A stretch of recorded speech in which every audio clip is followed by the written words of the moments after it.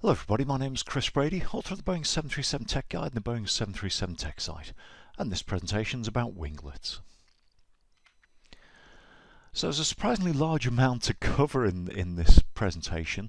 Very quick history of winglets, then on to induced drag, design considerations, benefits, operational and physical differences, retrofitting, then winglets for classics, split scimitar winglet, advanced technology winglets, raked winglets, mini-winglet, and finally look at the implications of ground damage.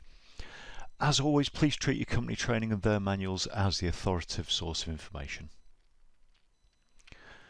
So, history. Very quick history lesson, but I just thought this would be interesting to, and surprising how long winglets have been in the making. Would you believe in 1897, and that's 6 years before the first powered flight by the Wright brothers, an English engineer and former patent office draftsman by the name of Frederick Lanchester, he patented wing end plate as a method for controlling wingtip vortices. That's a copy of his patent on the right hand side. That's his picture up on the top right, and this is a little extract I found while looking through his patent, where he talks about the extremities of wings being capped by planes arranged normally to the wing surfaces and comfortably to the direction of flight.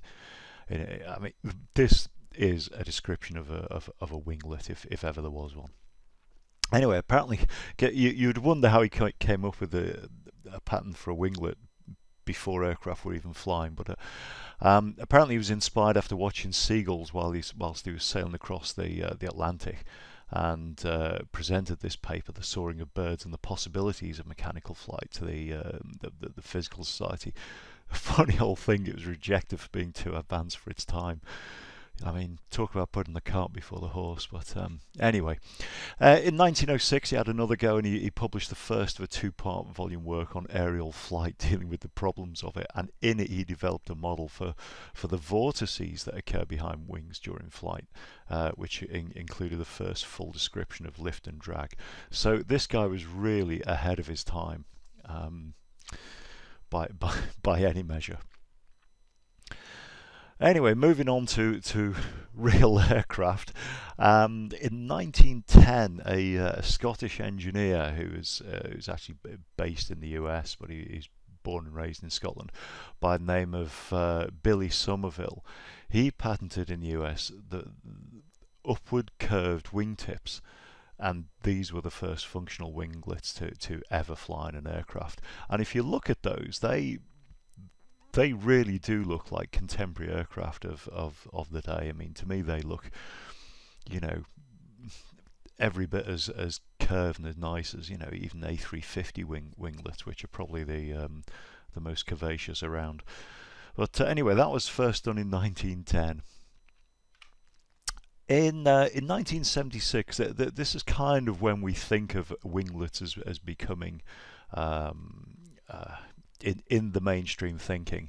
1976 was significant because it followed the 1973 oil crisis, when the cost of fuel went up, multifold. But this chap in the photo, Richard Whitcomb, of NASA Langley, he was the first to conclude that a winglet would be most efficient, and he reckoned 5%, and he wasn't far off with that estimate if it was vertical or near vertical. And winglets are sometimes known as Whitcomb winglets, or certainly the vertical ones are. But it still took another 15 years from then for winglets to appear on airliners, the first one being the 747-400, which first flew in April '88.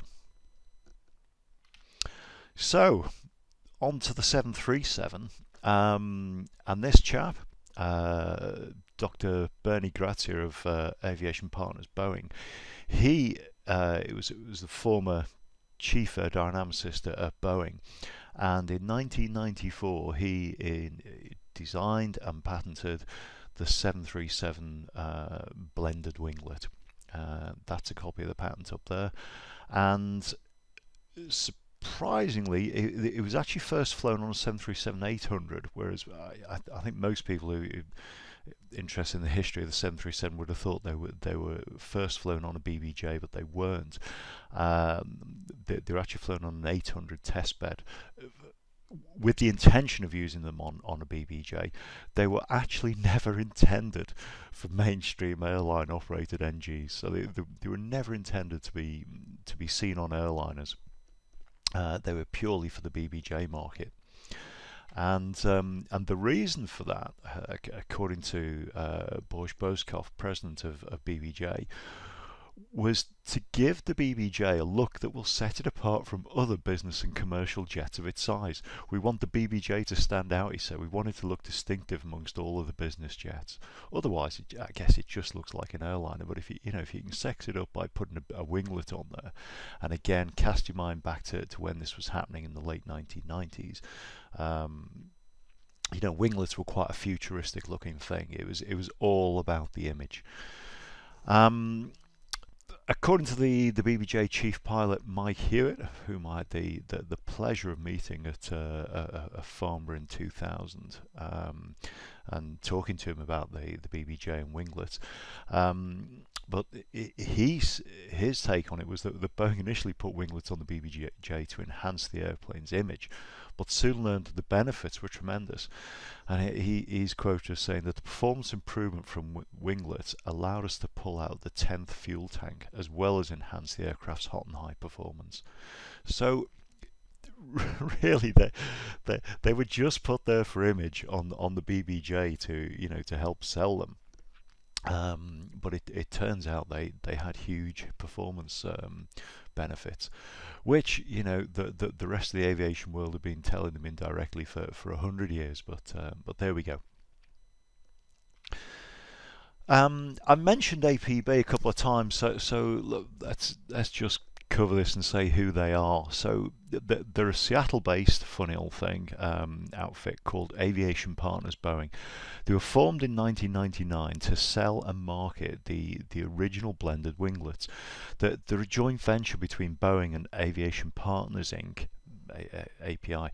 API owns 55% of the company and Boeing owns 45%. So it's sort of pretty much split down the middle, but with API having kind of the casting vote on things. Now, they divided out as follows, with APB getting all the retrofit rights and Boeing getting all of the new aircraft rights. Now, at the time this deal was struck, there were thousands of 737s in the skies, none of which had winglets. So APB thought it was getting a great deal here because it could retrofit all of those aircraft. And Boeing was probably not expecting to get very much work out of this. But of course, as time's marched on, and more airlines want winglets installing at production, then so Boeing's got more of the work. But that's just how things work out. Certification for the winglets was achieved on the BBJ in August 2000 and in other models over the following year, and that is the supplemental type certificate with APB's name on the top. So they own the STC for the winglets. This just a little anomaly, which is I think shows up the differences of working between APB and Boeing quite neatly, and how the arrangement didn't always quite work. So this is 737-700ER extended range. It's the long range version of the 737 for the commercial airline market. So it's a regular scheduled passenger BBJ. It hasn't got winglets. Now that would be the first thing you would expect to see a long-range aircraft have, but it hasn't, because it's actually a derivative of the BBJ, and BBJs weren't originally certified for production winglets. Hence, the 737-700ER, which is a derivative of the BBJ, the winglets couldn't be fitted by Boeing. It had to, once the aircraft had been built and the initial test flights done, it had to be ferried over to APB for the winglets to be retrofitted before it could be delivered to the customer. Anyway, that crazy situation was eventually resolved in 2008. So that's about 9 years after the winglets first appeared on the scene, when the BBJ and therefore the 700ER was certified for production rather than simply retrofit winglets.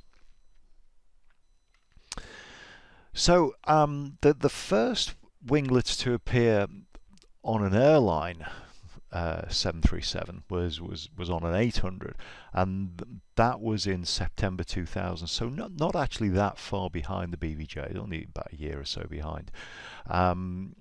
That aircraft was placed with Hapag-Lloyd from Germany.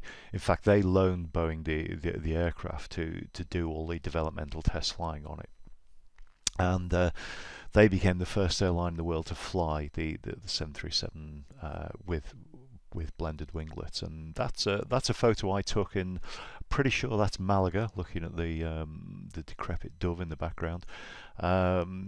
Shortly after that happened, and this was quite a sight back then, to see a 737 with winglets. Fast forward the clock to now, and it's actually quite a sight to see a 737 without winglets. But there we go. That's the change. So in 2000, winglets gradually became available as a standard production line option for all of the NGs, and with the exception of the 600, because it wasn't considered cost effective on the 600 with the weight increase to the wing and the strengthening, and the lower max takeoff weights of the 600. They're also available to retrofit from APB for again the 7, 8 and 900 series. By the end of 2016, 95% of all NGs had winglets, and 42% of all the classics still flying. And those were just two brochures that I've got in my collection, one from 98 and one from 2001, showing how they'd updated the sales literature to show the winglets, but carefully leaving out the 600 series on the 2001 brochure. Now, you can't have failed to notice the similarity of the A320 Sharklet and the 737 blended winglet. And what happened was, Airbus saw the success of the blended winglet on the 737 and approached and indeed collaborated with APB on making a winglet for the A320 family, and that collaboration lasted from 2006 to 2011. So 5 years in the working together, and then all of a sudden in 2011, Airbus unilaterally announced that they'd made their own design without APB, that they called the Sharklet. Now, I don't say too much about that in case there are any lawyers watching. I will leave you to form your own conclusions about Airbus's behaviour in doing that, but it is on record that later that year Airbus also sued APB to try and invalidate their winglet patent that had existed since Bernie Grazia's patent in 1994. Fortunately for all concerned, that suit was unsuccessful, and in 2018 Airbus paid an undisclosed sum to APB to settle, which certainly prima facie appears to be only fair. Okay, Induced Drag. I'll give you a quick 10-minute aerodynamics lesson on Induced Drag, because this really is the whole thing of what a winglet does and is there for. So we know as pilots that wings produce two circular airflows, or vortices, that are formed by a downward flow from the trailing edge and an upward flow outboard of the winglets. And I'm sure you're all familiar with this photo or similar photos or videos showing on when the Met conditions and cloud formations are right, the vortices coming from an airliner's wing. Now, What I also want you to notice on this is the downward flow. So those vortices aren't straight behind the aircraft. Now there's a little bit of parallax error going on in here because the aircraft's coming towards us, so they will always look a little bit lower from the angle, but they're actually traveling downwards.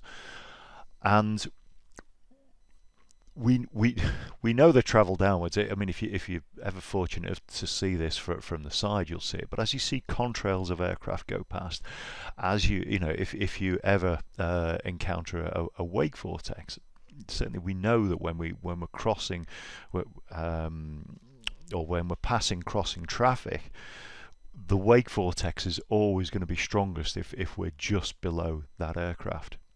It's not worse. Well, there's no wake vortex at all above. There's very little at the same altitude. But if we are passing close by, just beneath, that's when you get the strongest wake vortex, because that's where these vortices are strongest. So that there again is proof that these travel down.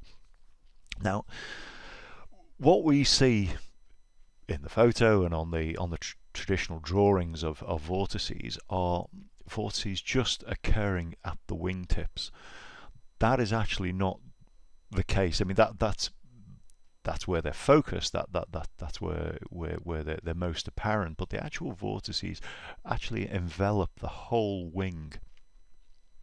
So that entire wingspan feeds the cause. Now, this downwards drifting of the vortices, that downwards flow, means that the aircraft is always effectively flying in a downdraft of its own making. What does that mean for the aircraft? It means this: the lift vector effectively gets pulled slightly backwards from the vertical, and that horizontal component of that lift vector is the induced drag. And that's, if you like, a component of lift acting as drag, pulling the aircraft back, because that downward force which is tipping the wing down. The magnitude of this induced drag is determined by the span-wise lift distribution and the resulting distribution of the vortices that we've already seen. Now, again, this diagram on the right. Now, I use this on my website. Boeing even used this diagram. This is not strictly accurate, because as you've already seen, the vortices, for a start, in the top image should be drifting downwards, and in the bottom image they're not purely focused at the wingtips. But anyway, moving on, taking this as the simplification that it is,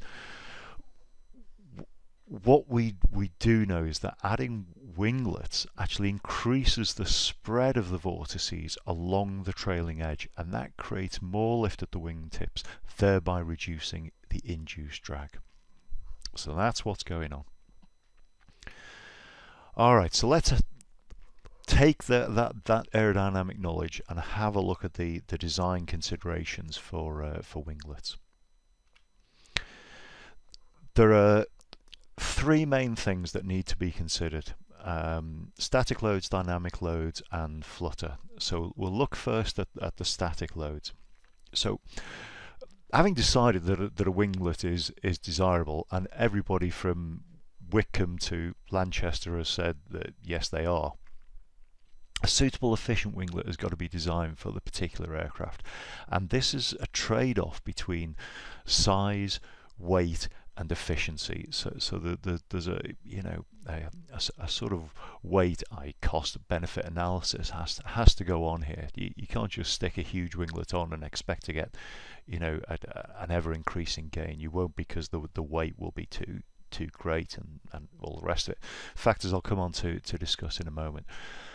But let's look initially at the static loads considerations. So these are determined by the FAA design requirements, and things that the FAA need to see the aircraft withstand are a symmetric 2.5G manoeuvre, a roll manoeuvre, and an abrupt rudder input, rudder doublet, that results in a side slip. Now, these maneuvers all affect the design of the wing box, i.e. where it needs strengthening, because the maneuvers all put different loads on the wing, different place in the wing, so the wing box has to be able to withstand all of those different design considerations. Now, I've broken it down at the bottom there against the bullet points. The wing loads inboard, mid-wing and outboard. And inboard, the wing loads are highest when the aircraft's clean, but at high speed, so it generally is clean. If you think about it, that's where the chord's greatest. You got the greatest wing area there, and that's where the most lift is being developed. The mid-wing loads are generally highest from speed brakes. Obviously, not when the speed brake's not in use, but when speed brake is implied, that hugely increases the wing loading there, and I will come on to this with load alleviation system later on. At the outboard end of the wing, the majority of the loads are from the winglets, particularly during a side slip maneuver. So all of those have to be balanced. Now, I mentioned here the symmetric 2.5G maneuver. Let me show you how that was addressed. So the photograph here is of, it's actually two photographs superimposed into one.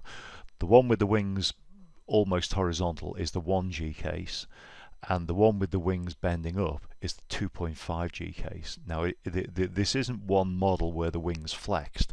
This is actually two different models. What happened was APB built a wing model with a full set of pressure ports in the 2.5G deflected shape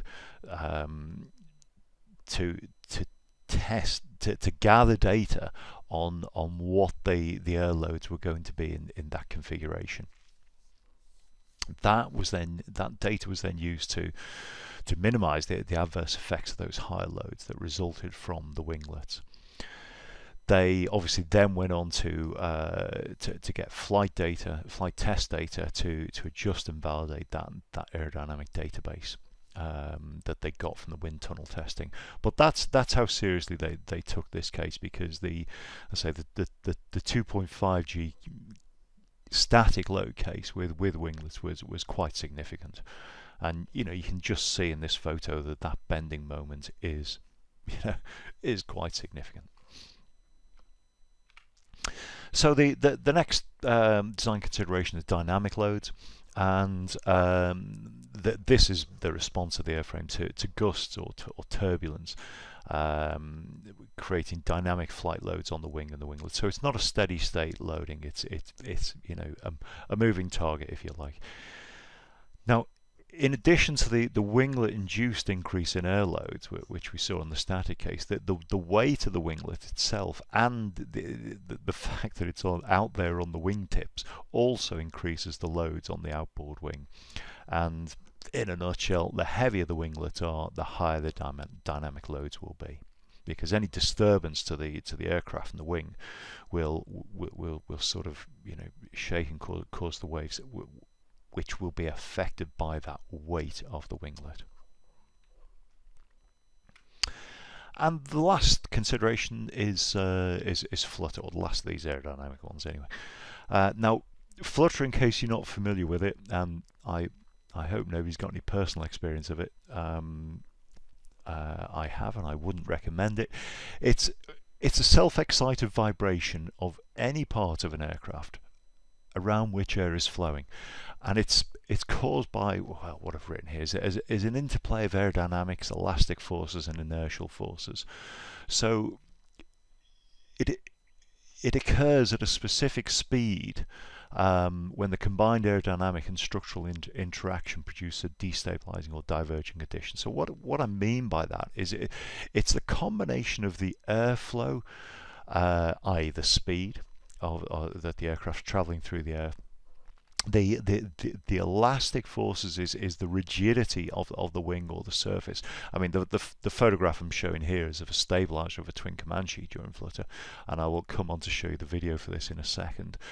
and the inertial force, basically the weight and so it's that combination of weight, rigidity, and airflow over it which can cause the wing or whatever surface it might be to start moving. Now, if it moves at the natural harmonic frequency of that entire system, that can go into what we call a divergent condition. In other words, the small oscillation will just get worse and worse and greater in magnitude, and eventually the thing could literally shake itself apart.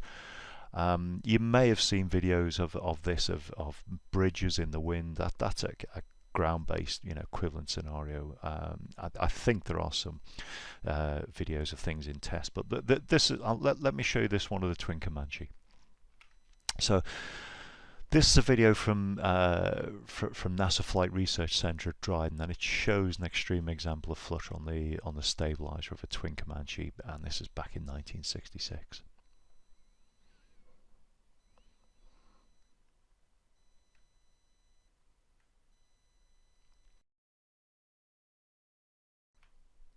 So quite a dramatic video.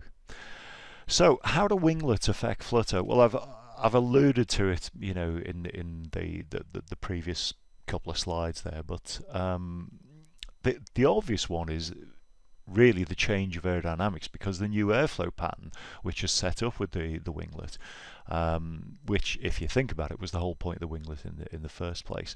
So I should perhaps explain the photo, because I guess you're probably looking at that thinking looks like a 737 but not quite the same. It's those who've watched the wings video already will have seen this, but what this was the original 737 design concept, where it was fitted with wingtip flutter booms. They Boeing expected the aerodynamics of the new engine and pylon, when you think about what the predecessor was, which was the 200, where it was a flush-mounted engine, they expected this configuration to have a significant flutter impact. So what they did was they tried these flutter booms and also a 20 centimeter wing tip extension, put it in the wind tunnel, and found that it was all fine, and took the flutter booms off and actually decided to stick with the wingtip extension, which gave them great aerodynamic benefit. So that's one way of adjusting flutter. So to go back to the text there, the second way is increased weight. Now, I've written here that additional weight near the wingtip can adversely affect flutter, but it depends where that weight is. Now, if it's higher than or aft of the wing structural neutral axis, it will. These flutter booms are forward of the wing structural neutral axis, so they will actually stabilize flutter in that location. Now, the more hidden effect of all of this is the change in rigidity of the wing due to the additional strengthening of the wing box due to the expected increase in static and dynamic loads. Now, we've already seen that the static and dynamic load. We've seen that photo of the aircraft in the wind tunnel with 2.5 G with the wings bending upwards. Well, obviously, if the wings will lift even more with winglets, so they need strengthening to keep that wing box intact in high G loading scenarios. If you do that, the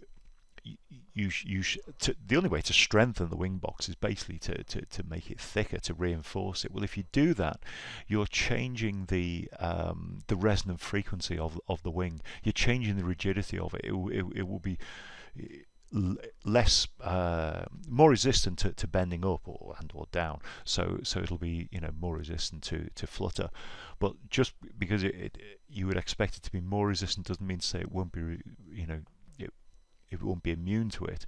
And what you will actually probably do is just change the resonant frequency of it. In other words, change at what speed flutter may occur. So the test pilots go up, try this throughout all speed ranges and beyond, to in case we have an overspeed scenario, we're going to be kept safe by these guys going up there trying it up to VMO plus whatever. So that's how winglets affect flutter. Now this is another video from Boeing, and it's showing the MAX 80 winglet undergoing wing tunnel testing in 2012 before the final configuration was finalized. The high frequency vibration of the winglet in this clip isn't flutter because it's not divergent, it's staying fairly constant, but it's still undesirable and will be designed out of the final aircraft.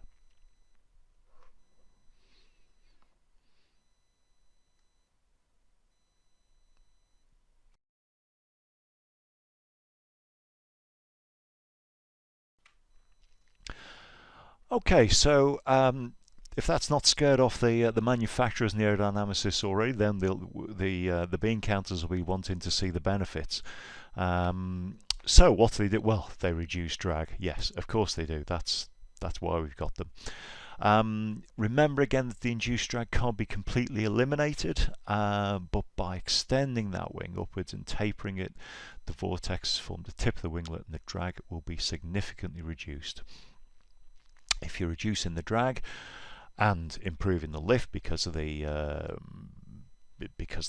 span and area extension, then you're improving the L/D performance and fuel economy. So it's all good. If you can get them to work, they're great. They increase lift, yep. So reducing drag is one thing, increasing lift is another, as I already mentioned. So you've got a span and area increase with minimal increase in the horizontal length of the wing. So there's your L/D improved again. The reason why we don't just simply increase the wingspan, and we kind of do, but we fold it upwards, is basically to allow the aircraft to continue to operate into the smaller airports where ramp and gate areas might be restricted. I mean, we've all parked in some very narrow gates at airports, and there's also the taxiway and holding point considerations as well. Not so much at big airports where they handle bigger aircraft, but there's plenty of airfields we go to in the 737 which were the biggest aircraft, in there were the biggest movement, and places like that we don't want to deny ourselves the ability to operate into because we've increased the wingspan, so we can't go in there anymore. Also allows the use of existing hangarage for maintenance. Okay, improving span load distribution. This is again quite a big thing, and it goes back to the aerodynamics of the static and dynamic loads. So we got three diagrams on the right there. Top one's without winglet, so the original 737NG wing.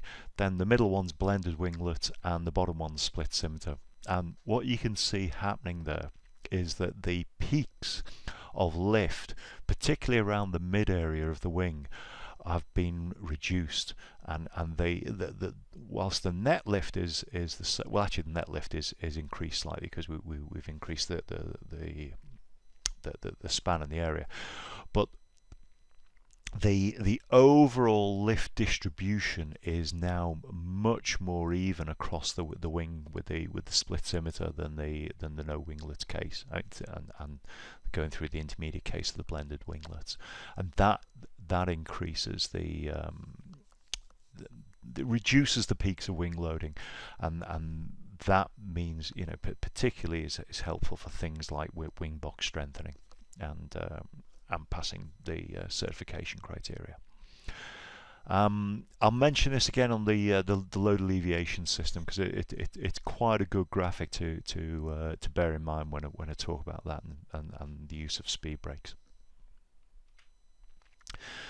Okay, what else do? They blended winglets actually reduce interference drag. Now, the early winglets like the 747-400, which of course was the first one out the blocks, they're quite angular to the wing at the intersection. There's a proper angle in there, and that gives rise to a significant amount of interference drag that can in turn cause some adverse aerodynamic distributions. And they are things like shock waves and shock-induced separation and drag. The aerodynamic advantage of a blended winglet over a sharp one like that 400 winglet is that large radius of curvature from wing to winglet, and that I say it completely doesn't completely, it reduces a lot, reduces significantly interference drag. It also allows for the core distribution to smoothly taper down from the wing tip to the tip of the winglet, and that again optimizes the distribution of the span load lift and minimizes any aerodynamic interference or airflow separation. Operational benefits, there are many. Improved climb gradient, so you can get a higher RTOW from any climb or obstacle limited airport, hot and high ones or even noise abatement ones. Reduced climb thrust, so you can usually get around about a 3% D-rate over a non-winglet equivalent aircraft. So we've got engine life and reduced maintenance costs benefits there. They're environmentally friendly. That D-rate gives you a noise reduction of around about 6.5%, reduces the nitrous oxide emissions by about 5%, and can give you savings on airport noise quotas or fines. Reduces cruise thrust as well, so the cruise fuel flow is reduced by up to 5%. That gives savings in fuel cost and increased range. And those of you still operating a mixed fleet of winglet and non-winglet aircraft will see this in your departure fuel figures, and obviously the cruise fuel flow as well. The improved cruise performance. So with winglet, you've got around about a 1,200 foot increased altitude capability, which means for a given weight you'll be able to climb to the flight level 410 sooner, if you can get there, that is, or to any high level. It doesn't have to be 410, 39 or what have you. But the general rules, as we know, that the higher you go, the less traffic is up there, particularly at 410, because the Airbuses can't get there, and direct routings would be more likely. Good looks, yes, I put that on the list. Remember, it was the original reason for the winglet on the 737 back in the BBJ days. Well, winglets bring a modern look to aircraft. They improve customers' perceptions of the airline, and as you can see from that photo I took, it's free advertising space as well. And finally, a higher aircraft resale value. Well, yeah, obviously, if you've invested money making the aircraft more fuel efficient, you're bound to get a better resale value for it. So, cost-benefit analysis. This is kind of almost redundant these days, but certainly when I was looking at putting winglets on the fleet I managed many moons ago, we actually didn't go for winglets. We operated a fleet of 737-700s, and we decided against it because for our sector length, and the price of fuel at the time, it wasn't, we didn't quite reach break even on it. And you look in things like the leasing periods of the aircraft as well, and the cost, and potentially having to demod them as well. But anyway, things have changed and fuel price has gone up. And this data is from the end of 2016, and the table at the bottom is from a publication called Aircraft Commerce. So as of 2016, the base price for winglet, now this is the uninstalled price, so you've got to pay to do the work yourself, but for the kit on an NG, it was around about $1 million for blended winglets, and a further $575,000 for the split Scimitar upgrade. And back then there was to get blended winglets on the Classic was 600,000. That unfortunately has now been discontinued as there are less and less Classics around.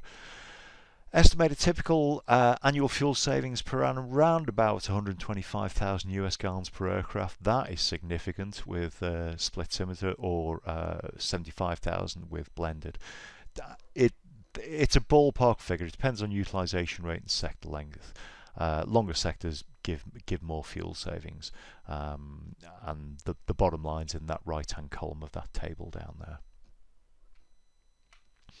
Operational differences, so this is the stuff we see. Handling wise, there is a small difference in rotation rate for an aircraft with winglets. It's something you get used to very quickly. You just need to be cautious of it if you're operating a mixed fleet, otherwise it just becomes the norm for you. There's about a half a unit of takeoff trim difference, so the green band on the stab trim slightly different, and winglet aircraft feel slightly heavier in roll than non-winglet aircraft, as you would expect. The flight crew training manual actually says that there's no difference in the descent rate. I'm not sure about that. Certainly to me it always feels like they descend more slowly than non-winglet aircraft. And aerodynamically that makes sense. I mean, they've got a better lift to drag ratio, so they must come down slower. But anyway, the FCTM says they don't. I'll leave it up to you to decide whether they do or not. Crosswinds. Okay, let's get into this. This is a murky world.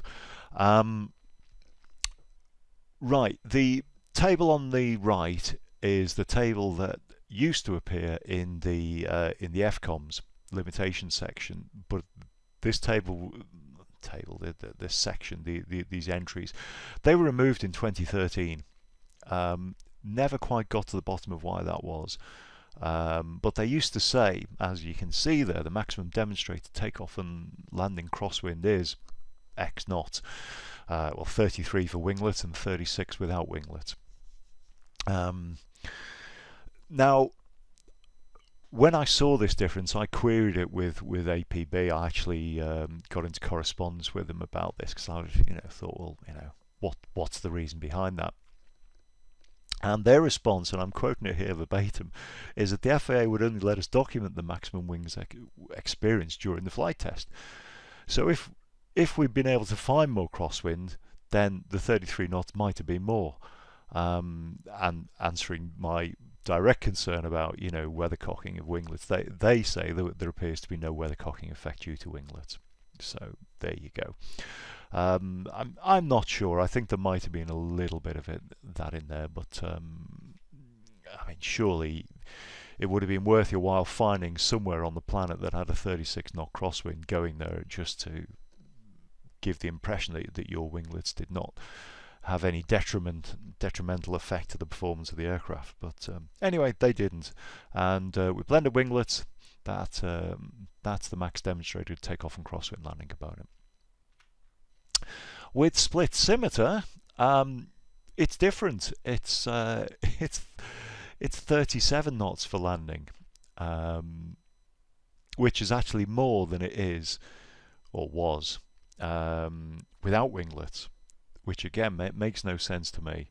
But I guess that this is explained by the previous response from APB, which is it was what they found on the day.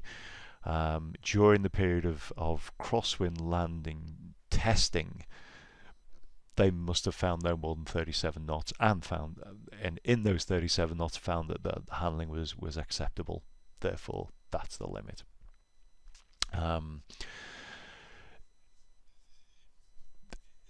What more can I say? As I say, these you won't actually find in the FCOMS anymore, so they're kind of academic, but I mention these just to give you the history and the background of crosswinds. I told you crosswinds would be tricky. Okay, so the current state of play in the FCTM, we've got this table here. And this table is actually the same in both the NG and the Max. So I've taken it from the combined NG Max FCTM. And these are landing crosswind guidelines. So these are not Max demonstrated. These are not limitations. These are guidelines, and these are put there by Boeing to assist operators in establishing their own crosswind landing limits. So read into that what you will. Now, as I say, that table is the same for the NG and the Max, but there are some corrections which you might need to apply if you intend to land with side slip only. Now, honestly, who does that? I don't think I could physically sit there and allow the aircraft to land just side slip only. Again, I know the TPs do it in flight test, but really, it's no way to be kind to your aircraft. But if you do, the options there, you just need to correct your crosswind components. The zero grab crosswind guidelines need to be further reduced by 2 knots for winglet NG aircraft, and that's blended or split scimitar. Interestingly, not for the Max, just for the NG. Okay, I would suggest that the issue with crosswind, I mean, apart from controllability, is the risk of ground contact. And the graph I've shown you here is all in black is the basic, the 800 with blended winglets. So the regular winglets. The red line I've drawn on it is how that envelope narrows quite significantly with split scimitar winglets. The roll contact angle with the ventral fin is best part of 5 degrees less than it was with the previous risk being the flap track fairing. Now, I should say that if you're outside this envelope, it doesn't actually necessarily mean that you're safe, because Boeing points out in the fine print that the figures are based on a rigid wing. However, dynamic manoeuvring, and by that really what we're talking about is a heavy landing, can reduce this envelope due to the structural flexing of the airframe and the wings. Therefore, the body roll pitch angles within the envelope shown on the figures can result in airplane structure contacting the runway. Well, yeah, they can. So I would suggest to you that the above note is particularly relevant for the ventral fins due to their location on the wingtips where wings flex most. And you must have, some point in your career, sat there on the holding point, watched some poor guy come and do a firmer than intended landing and seen the wingtips flex. Well, that's the effect I'm talking about, and that's if you've got that combined with a roll angle of anything over, well, potentially 6.5 degrees to 12.5 degrees, then you may well get a tip strike on the ventral fin. All right, physical differences.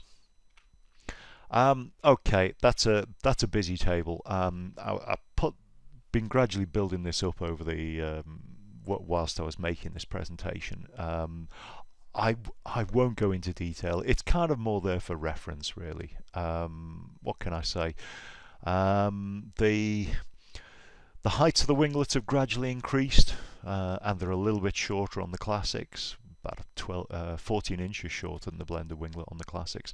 The fuel savings have gradually increased. I think they're the takeaways from that table, but if you actually need the dimensions and things, then they're there. Differences. Okay. There are differences other than the physical winglet that have to be made to the aircraft.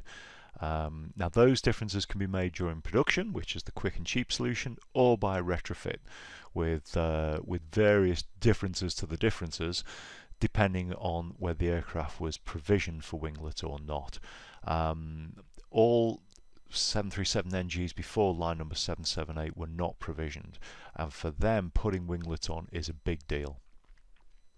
So the full list of things that are different and need to be done. Strengthening of the wing center section, that's the wing box. That again goes back to the static and dynamic loads I spoke about. The upper and lower panel skin and stringer gauge change, so the thickness of the stringers. Again, this is strengthening and rigidity and flexibility. Coldwork specific fastener locations, new upper and lower outboard panels, as you'd expect. The outermost ribs, well, 25, 26, 20, so they're the outer three ribs need changing. Now, you have to add between 75 and 90 pounds of flutter ballast. Again, cast your mind back to that artist's impression of how the 737-300 would look. They have flutter booms because so that was basically just sticking the ballast out forward of the wings. COP didn't need to do that, but they did still need flutter ballast, and that is located in the wingtip. The nav and anti-cols need to be changed because they're out on the wingtips, and light shield added. I will come on to that in a moment. The stab trim green band is adjusted slightly. I think it's about half a unit from memory, and the light switch, the limit switch, sorry, back in the stab is updated. There are various software changes as well. Which is what the graphics are on the right that you can see on the ident page of your FMC. The model engine database needs to be 005B1 or later. It's 016 in this particular one that I took a photo of.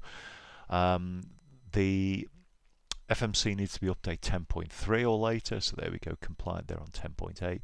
The auto throttle computer needs updating to handle the different aerodynamics, as does the SMID, if the light fence is required, because the light fence is quite a chunky thing. I'll show it you on a photograph in a moment, and you'll see that will have quite a significant aerodynamic effect on the aircraft.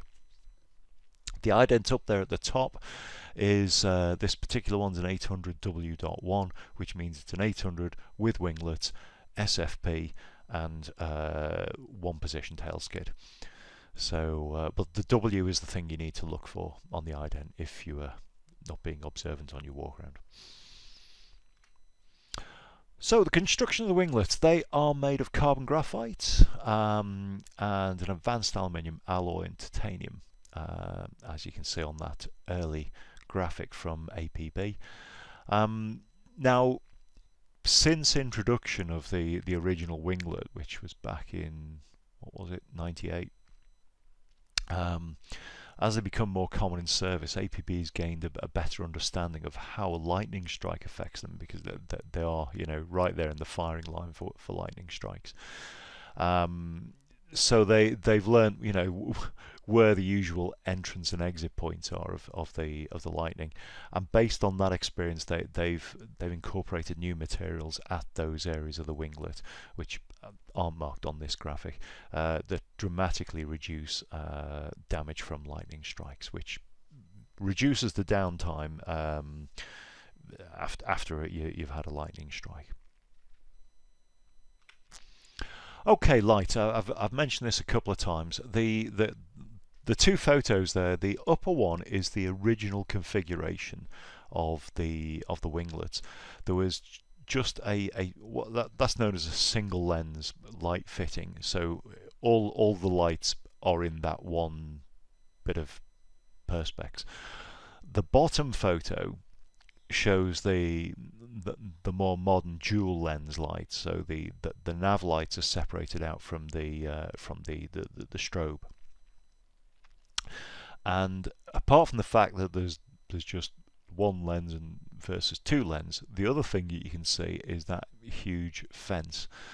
That was put there to be because this strobe was very dazzling.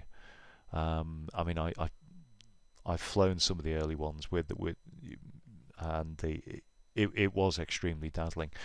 The fence makes it better. It doesn't eliminate it completely, but it does improve things. Now, a fence like that, you know, will have an aerodynamic effect. Hence, the SMID need to be updated for those.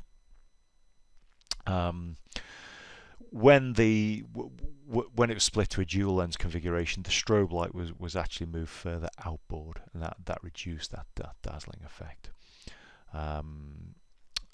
Now, all the literature says that the fence has been removed, and the fence has indeed been removed. But what you can see, and this isn't the best photograph because I was kind of running out of space on this slide, but I did have a better photo. But if you look in the lower photo, just inboard of the strobe, there is actually something that looks like a little vortil on there. Now, I haven't found that listed in any documentation from Boeing. To me, it looks like a vortilon, an extra one, so I believe that's what that is, rather than a fence. But really, you're into semantics. I mean, it's a little fence or a regular vortilon. Kind of doesn't matter.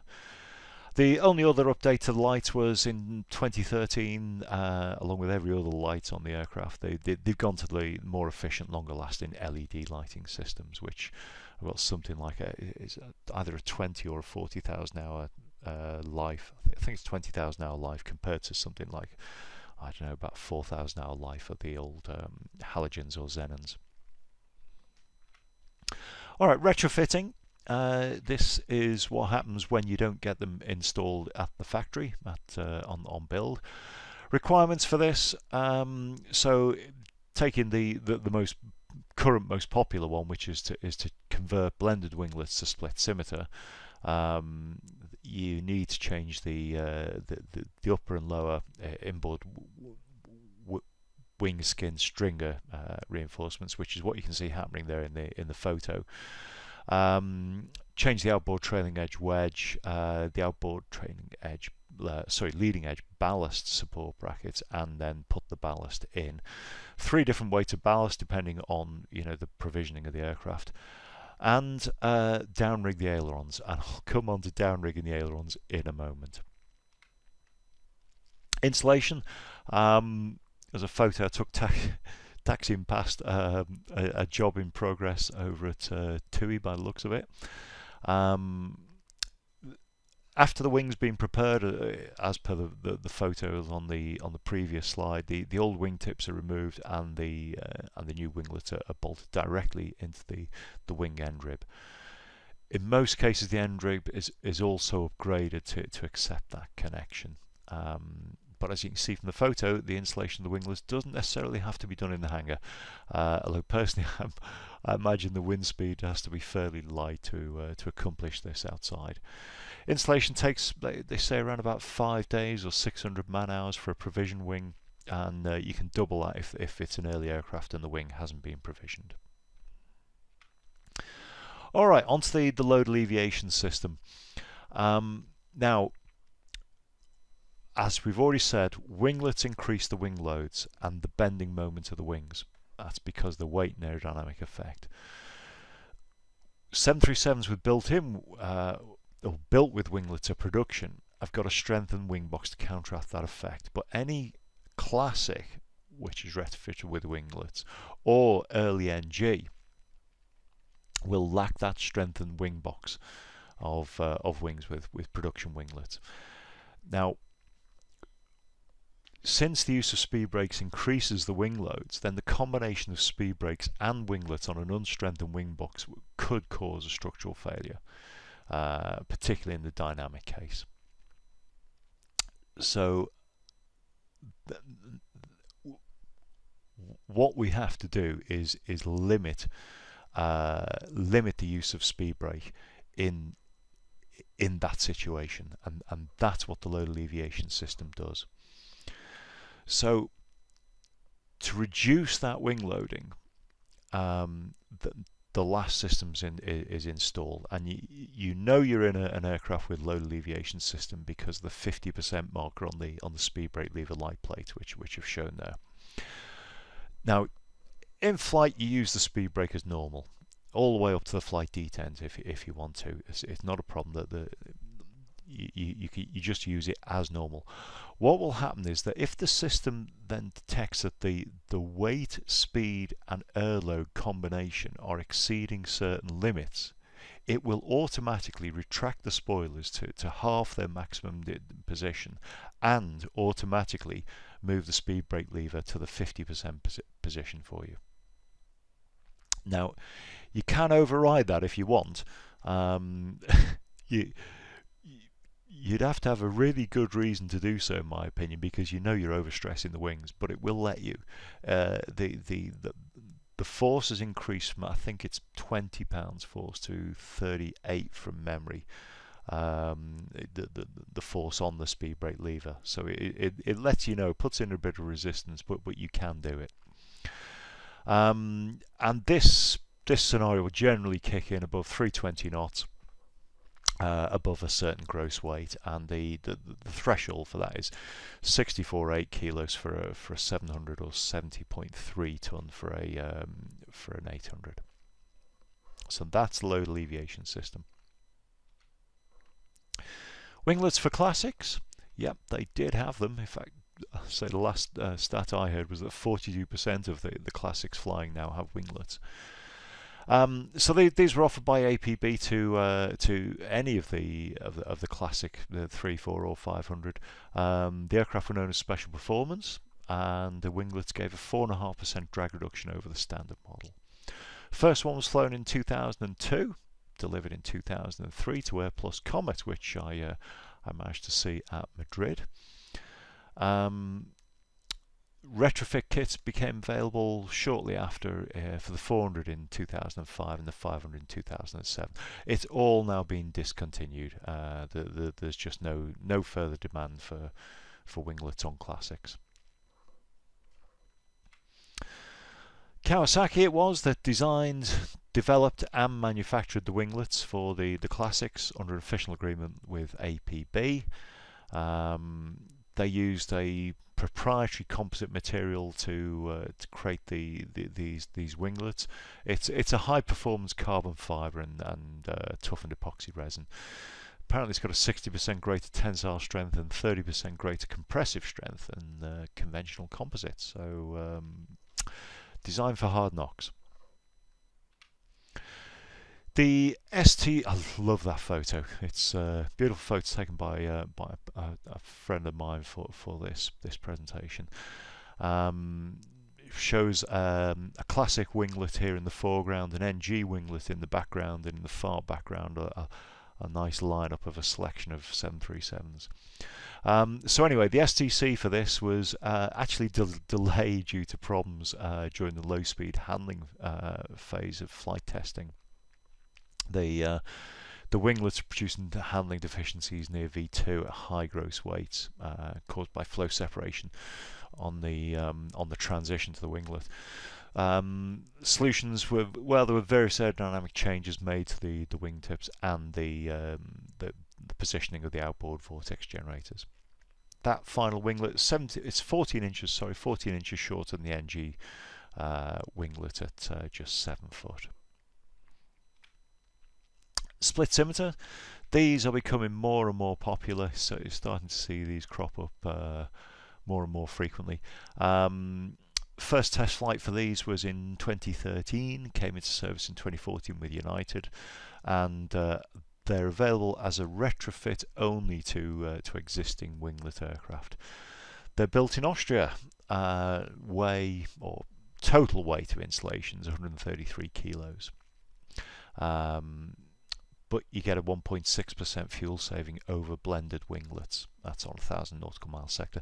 That actually increases up to just over 2% on 3,000 nautical mile sectors. But I mean, really, 3,000 nautical miles in a 737. Anyway, there you go. That's the theoretical maximum. Base price cost upgrade from blended to split scimitar is a cool $500,000 as of 2016. For installation of these, again, remember the SSWs, it's a retrofit only winglet, so these are not installed by Boeing at production. You can't order one of these from you and expect it to roll out the at Renton like this. It won't happen. Boeing will put the blended winglet on for you. You then have to fly it somewhere for a retrofit for split scimitar. The retrofit for that, they replace the top cap, which you just can't see in this photo, to give it that sort of scimitar shape, that more swept back wing tip, and you add this ventral strake, which you can see these guys lifting into place on the photo. You need revised trailing edge wedge for that, strengthened stringers and ballast weight. But no changes to the avionics or the FMC. It's kind of all under the umbrella of a blended winglet on the software. Now, the one cute fact with split scimitar winglets is that in addition to putting the winglets on, what also happens is that the ailerons are also down-rigged 1.75 degrees from the fur position. It only happens with split scimitar, it doesn't happen with blended, and I don't believe it happens with AT, but I don't know. I haven't been able to get a firm answer on that question. I think you can just about see it in this photo here, but I could be kidding myself. But that's what it would look like anyway. Whether that's actually it or not, I don't know. But they're definitely down-rigged by 2 degrees. According to APB, that new rig position is vital to the fuel efficiency of the aircraft with split scimitar winglets installed. Okay, I'm sure it is. I don't doubt that for a second. To me, it seems like a little bit of a con because it's not a benefit purely from the winglet. It's something else. And this, again, for those of you that watch my wings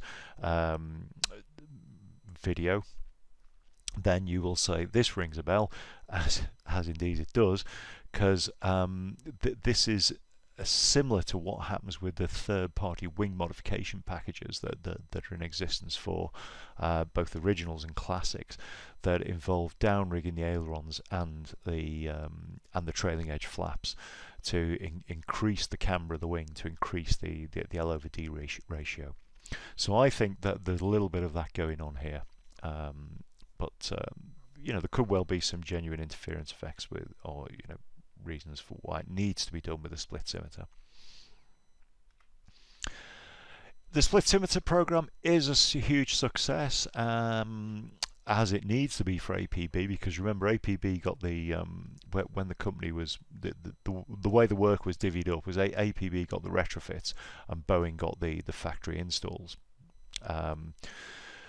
With more and more airlines wanting winglets as they order the aircraft, the retrofit market kind of dried up a little bit.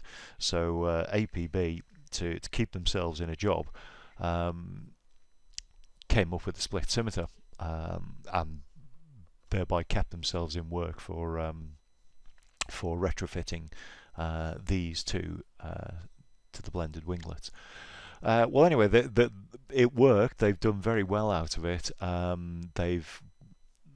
They've had orders and options for over 2,200 systems, and as of, I think it's a couple of years old, this data, there's 1,200 aircraft now operating with split scimitars. And APB reckons it's saved 9.8 billion gallons of fuel to date, with associated reduction in CO2 emissions. All right, onto the AT winglets. These are the ones on the Max. So a little bit of background. These are attributed to a certain Rob Gregg. He's chief aerodynamicist on the Max program, and he was formerly with McDonnell Douglas. hence the photos on the right hand side there of the MD-11. This is where he got his inspiration from.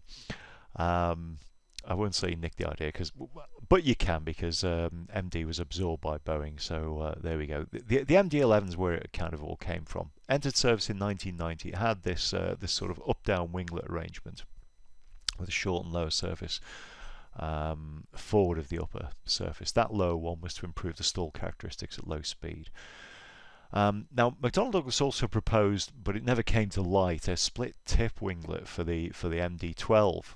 Now that was the McDonnell Douglas version of the A380, which was penciled in the early 1990s. Now, Rob was the chief aerodynamicist of the MD-12, and he proposed this split tip to optimize the lift of a wingspan that was artificially constrained to a length of 64.9 meters to fit into existing airport gates. And again, we're coming back to this reason for the winglet over increasing wingspan, which is airport infrastructure. And it becomes particularly acute the bigger the aircraft is. Now, no bigger aircraft than the A380 and the MD-12 as we were talking about here. So that's where he came up with this split tip concept. Likewise, the Max also demanded more in performance than the blended winglet could produce, and in Greg's own words, because we needed more performance to satisfy the customers, we felt we needed to push the technology a bit further. And he pulled this one out of his bag of tricks, and the AT winglet was born. It was first presented at Farnborough in 2012. That's where I first saw it. That's my photo of it, with confusingly with an NG behind, but this was 3.5 years before the Max had ever flown. There are two suppliers for the AT winglets: GKN in the Isle of Wight, UK, and Korean Aerospace in South Korea. But final assembly of them is done at Orangeburg in South Carolina. These are fitted during production to all Maxes as standard. It's not an option; it's standard, and hence there's no retrofit program. Boeing claimed the AT will give a 1.5% fuel burn improvement over current technology winglets. Now, by current technology, I've never managed to pin them down to whether that means current technology blended or current technology split scimitar. I'll assume it's split scimitar, give them the benefit of the doubt, but could be either. And they say that the AT winglet further distributes the span-wise loading, increasing the effective span of the wing. It balances the effective span increase uniquely between the upper and lower parts, and therefore generates more lift and reduces drag. This makes the system more efficient without adding more weight. Happy days. Either way, I think you'll agree it's a very nice looking winglet. Now, according to Boeing, the advanced technology wing uses rake tip technology, as used on the P8, 767-400, 777X, and the 787, with a dual feather winglet, like the split scimitar, into one advanced treatment for the wings, which is the Max. In plain English, what it's doing here is, as the wind bends upwards under just normal 1G flight, I know this diagram's a bit exaggerated on the bottom there. It looks more like the 2.5G scenario, but the logic's the same. This is just exaggerated to show the effect. That lower winglet moves upwards and outwards, giving an effective increase in wingspan. The same's also true for the ventral strake on the split scimitar, but to a lesser extent. So, we've already mentioned the similarities visually and aerodynamically between the split scimitar and the AT winglet. Now, according to APB, the new split wingtip designs evolve, this is both of them, evolved through a combination of independent engineering and collaboration between Boeing and aviation partners. Although, in their words, it's hard to tell how much is which. Bill Ashworth of APB said that APB didn't participate in the Boeing design and the Boeing designers didn't participate in APB's. The APB design was approved by Boeing engineers and they participated in the evaluation of the test data. They looked at the design technically and said it's a good design. So I guess both parties are happy. Boeing are not installing split scimitars of production. APB have got all the retrofit work for that, so they're happy. But Boeing have done this split scimitar-esque AT winglet at production for the Max. So I guess that was a fair compromise. Okay, raked winglet. We've I touched on this briefly in the wings one, but it is a winglet. So let's just cover it here for for completeness. I say they've been used on the P8 and several other Boeing airliners. They are more effective than winglets, but they're just not used as often because of airport space limitations. Again, it's that old thing about if you increase the wing span, you're running into airport infrastructure problems. Now the P8 is military, so it just doesn't have the same space restrictions because it doesn't operate from congested airports. So it's free to use the more efficient raked winglets, and that gives it the advantage of increased endurance. The raked winglets, they're just over 6 foot over the span of an NG, and that makes it the largest wingspan of any 737 produced. And I think you'll agree they look quite good, and aerodynamically actually better than a curved up winglet. The last version of winglets that, well, I say last, one of the early ones, but the last I have to tell you is the mini-winglets, which were installed on some 200s. This was a retrofit, only made available for the originals, as far as I'm aware. I don't think any classics were fitted with mini-winglets, but if anybody knows of any, then please let me know, ideally with a photo. I don't see why it wouldn't have been, but I've never seen any evidence of it. So this was part of the Quiet Wing Corps, we were previously known as Vaslan, and their flat modification kit, which got certification in 2005. These were much more common on the 727. There was quite a few of those, particularly the last of the corporate ones had these little mini winglets. But as you can see, that's in the photo, it's definitely a 737, and there it is.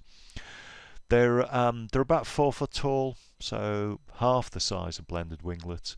And Quiet Corp described them as being smaller, lighter, and less intrusive to the wing structure and easier to install. So, which of course is true, because they're smaller and lighter. There's less wing strengthening needed, and presumably they didn't have any issues with flutter. The whole package gives a payload increase of £8,000 on a 737-200, and a trip fuel improvement of anywhere between 3.5% to 7%, depending again on sector length. Okay, the last topic to cover is ground damage, and this is an issue, particularly on split scimitar and AT winglets that extend downwards. The height above the ground of the lower tip of the lower fin, that ventral stroke if you like, is anywhere between 2.82 and 3.13 meters, depending on the loading of the aircraft, i.e. what fuel and payload you got on it. So it's not a lot. It's, what's that in old money, about what, 8-9 feet? It is quite close to the ground. Now, part of the problem here is because they're a relatively new feature, and and a modification that you don't see on many aircraft types. The ground handlers, whilst they should remain clear, they're just not expecting anything under to be anything under the winglet, under the wingtip. They just don't expect to find an obstruction there. And some airports, and the graphic I've got on the right is a copy of what was issued at Heathrow back in February 2018. Even issue safety alerts like this, actually, and this is for ground crew, just to raise awareness of the of that ventral strake.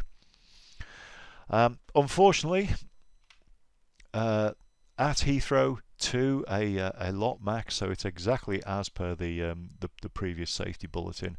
A collision occurred. This was in only recently, last month in December 2021, and I think possibly significant, whether it's just the UK's grey skies or not, but you can see that the upper winglet is painted and is therefore much more visible than the sky grey coloured lower winglet.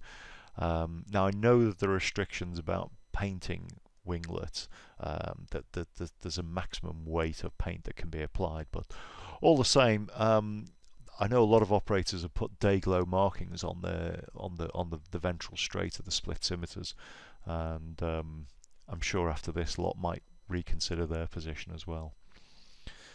But an awful way to find out, that's for sure. Yeah, this was another event, even more recent. That's just over a week old as I record this, to an Aeromexico 737-800 with split scimitar winglet. Ironically, the vehicle involved is offering a liftgate service, which I don't think they quite mean to do it like that, but anywho. So, what are the flight considerations for flying with the damaged winglet? The first is flutter from the new configuration, and the new weight. Now, winglet aircraft have got strengthened wings, and the max wing was even more up gauge, they call it, strengthened, thicker wing skin used over the NG. So hopefully flutter isn't an issue. But the other problem would be the effect on directional control and stability, as the outboard misalignment could cause a yawing force, and I think that is probably the main one there. But both of these effects were investigated by flight test in various configurations of partial and full winglet, missing one on missing both one on both sides before the CDL and flight procedures were written. So this is all very carefully checked before it's permitted. So what is permitted? Well, if an aircraft has got damage or is missing part or the whole winglet, it's permissible to conduct a ferry flight to a place of maintenance. Now, this is a ferry flight. This is not a revenue flight. The damaged winglet must be removed, and a blended winglet may remain on the other side. So you can fly it one winglet on, one winglet off. Unfortunately, I haven't managed to find a photo of that to illustrate the point that it can happen, but provision for this is made. If a split scimitar ventral strake is damaged, like the one on the floor there, which is the one from last week at San Francisco, the other must be removed, so it's balanced.